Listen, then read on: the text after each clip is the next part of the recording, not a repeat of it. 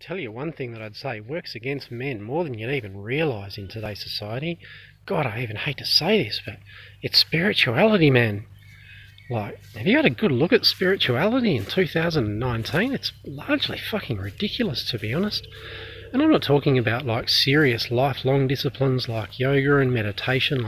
I mean, they are serious disciplines, you know, although you can be a bit of a knob about the way you do it. But I mean, by and large, the spiritual industry, the spiritual field is really just namaste up to the eyeballs, and there's not a lot of oomph in it. There's not a lot of real growth and sincere transformation and connection to God. Really in that field, and fuck, that's what that field is about.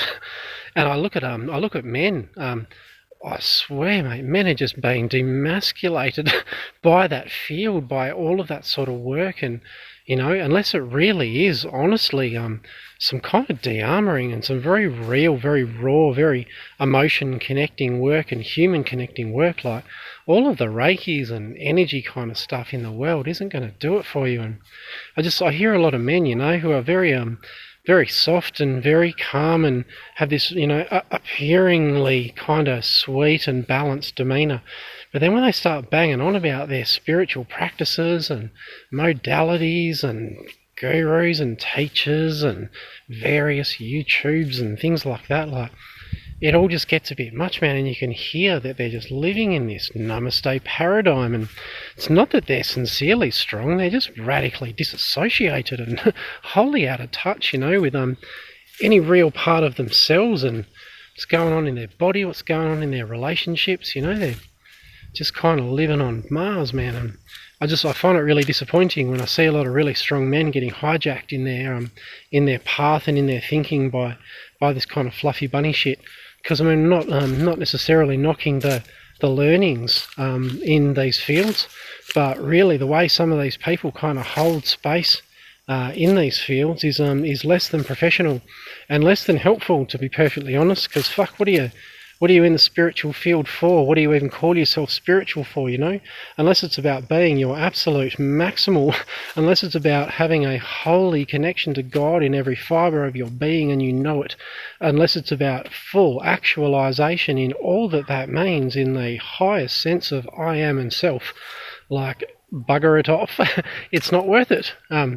And it's just so emasculating for men to be following some of this crap and to be listening to some of these people and listening to men who are otherwise pretty smart, solid, strong men just sprouting this fluffy bunny bullshit.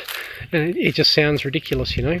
It would be really nice if we actually had some more fucking blokes doing more spiritual work and doing more kind of real internal healing work. It doesn't have to be woo-woo, man, like, far from it. And I think a lot of men really undersell themselves in their ability to help out other men. Like, blokes, if you've been through some experience that you go, mate, that's a bit of a niche experience for men, although anyone could have it.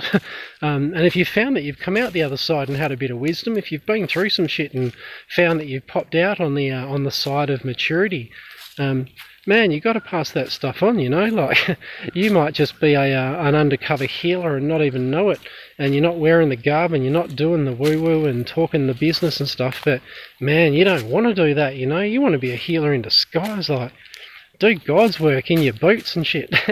You don't need to look or sound a certain way, you don't need to set up a practice, you don't need qualifications, you don't need any of that stuff. Like, you just need to be seriously fucking real and solid in what you know and in what your heart's telling you. And man, if your heart's telling you to reach out and to help other brothers and help boys and to help kids or just to help anyone, whoever you want to work out with, man, and help out in this world, like, if your heart's equipped, mate, you got to go and do it. And don't worry about this woo-woo stuff, you know. Don't worry about all this paradigm and kind of business. Like, you'll bypass it in the end anyway, because you'll find that your realness and your maleness and the things in your life, your women and your family and your friends and your kids and all of that, they don't need that from you first and foremost. You know, they need you to be real and solid and land seriously, you know, then explore other stuff from an interest point of view. But man, in the meantime, like, pursue the healing capacity that you are and that you have, and don't undersell yourself about what you can really do for other people and other men.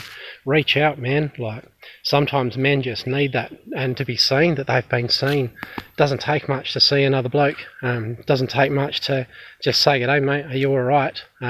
Doesn't take much just to lend 10 minutes, half an hour, maybe half a day of coffee of your time. Doesn't take much, man. Just extend yourself. That's healing more than anything else, to be honest. Think about it.